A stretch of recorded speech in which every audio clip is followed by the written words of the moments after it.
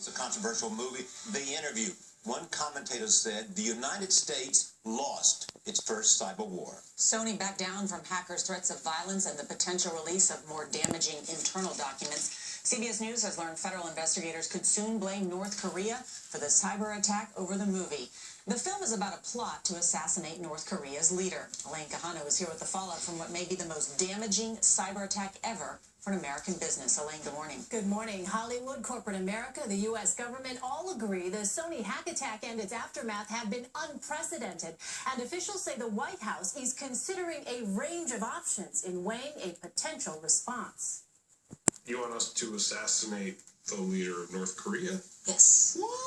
In the end, it turns out Sony's comedy, The Interview, is no laughing matter. Sources say U.S. officials may soon announce the results of the federal investigation into whether North Korea was behind the cyber attack that's crippled Sony Pictures and forced it to keep the reported $40 million movie out of theaters indefinitely. It's incredibly difficult for the U.S. government to respond, in part because the North Koreans are playing a game of brinksmanship, and they know that there aren't many options for the U.S. government. This comes after the cyber group, calling itself Guardians of Peace, threatened a 9/11-style attack on theaters showing The Interview on Christmas Day. Thousands of theaters then said they wouldn't show the film, and Sony was reportedly facing added pressure from rival movie makers, concerned about the threat of violence. Other studios began to realize that this was going to dissuade regular moviegoers from going to the mall, and that was going to affect their bottom line for the holiday.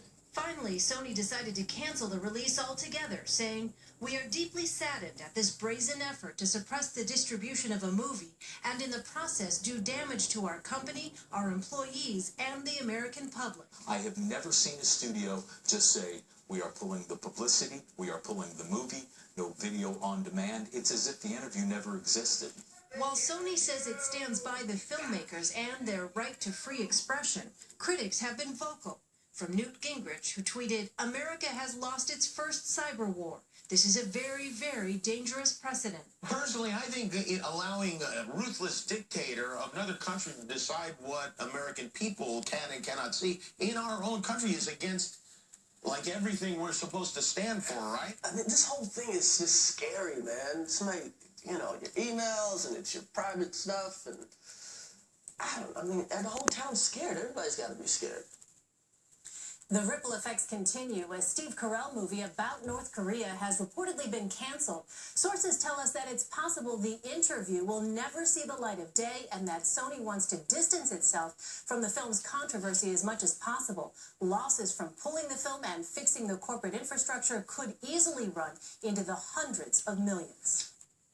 What is going on, guys? I want your opinion. Make sure to subscribe for updates. I want your comments and your feedback. Do you think Sony was right to pull it since the theaters weren't showing it and a lot were pulling out? Do you think the U.S. should have stepped in and made a bigger issue about it? Have we given up our rights now to just go ahead and follow the rules and laws of North Korea instead of the United States, which is known for its ability to have freedom of speech, for God's sakes? So I'm really, really curious about your feedback. Again, for me, I'm Graig Weich from BeyondComics.tv, comic book artist and writer, film director. Again, please subscribe for updates. You know, as far as I'm concerned, this is a real travesty to our freedom of speech and creativity in the United States, as I'm sure a lot of you feel. And by giving into this, are we now telling other countries and other dictatorship-type countries that we are now giving them permission to control us and how and what we see and do in our country? That's insane. Insane. So, you know, this is like really a form of giving into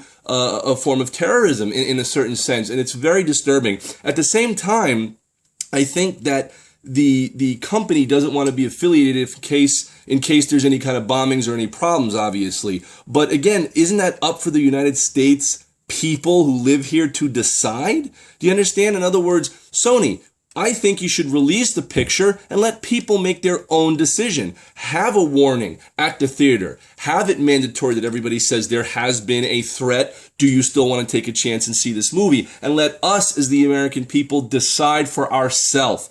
That's what I think should have been done. I think that it's already, if I remember correctly, it was rated for adults only, the film, right? So it's not like little kids are going to be seeing it. But at the same time, you know, if anything, delay the release of the film.